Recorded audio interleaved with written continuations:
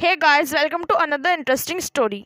सात के वो दिन, इतना बड़ा शहर और इस शहर के एक कोने में कॉलेज, इसी कॉलेज के रूम नंबर 12 में वो सब एक याद सी बन गए थे जिनका वापस इस तरह से साथ दिखना शायद ही हो पाए।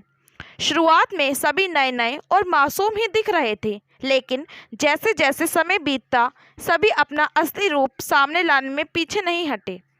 इन्हीं नए और मासूमों में कुछ का मेरे से मिलना हुआ और हमारे वो सफ़र की शुरुआत हुई। इसी सफ़र के चलते हमें कई और भी मिले। धीरे धीरे सभी में अपनेपन का एहसास होने लगा। समय बीतता गया और वो दिन भी, पर उस समय ये कहाँ मालूम था कि ये सभी नए चेहरे इतने करीब आकर इस तरह बिछड़ जाएंगे कि वापस मिलना भी संभव न हो पाएगा। सभी कॉलेज के दिनचर्या से फ्री होकर तनाव दूर करने के लिए कॉलेज की कैंटीन में मिलते और हम में से किसी एक का चयन कैंटीन के बिल देने के लिए होता।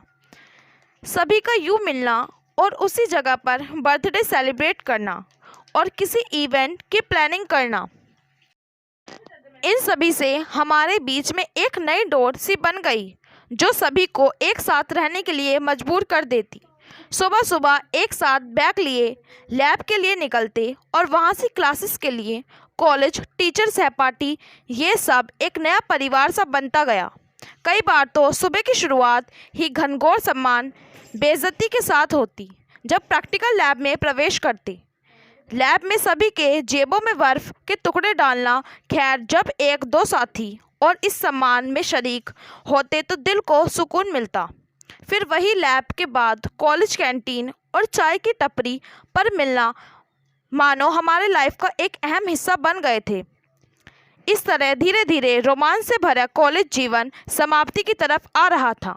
इसी बीच कॉलेज में फ्रेशर पार्टी, फेयरवेल पार्टी और वो रेडियो एडवर्टाइजमेंट हमें मिलने और साथ समय बिताने के लिए एक अच्छा मौका दे जाता। इस जोश भरे समय में कब अपनापन चरम पर पहुंचा, इसका एहसास तक नहीं हुआ। अब समय फेयरवेल पार्टी देने की बजाय लेने में बदल गया। सभी ने इस जश्न की तैयारी बहुत पहले से ही शुरू कर दी। इस कॉलेज के अंतिम जश्न में सभी का अच्छा प्रदर्शन रहा। अंततः सबको नम भरी आंखों से एक दूसरे को गुड बाय बोलने का समय आया। उस समय सभी के खुश होने के साथ ही आंखें नम भी थीं। Thanks for watching guys. Do like, share and subscribe.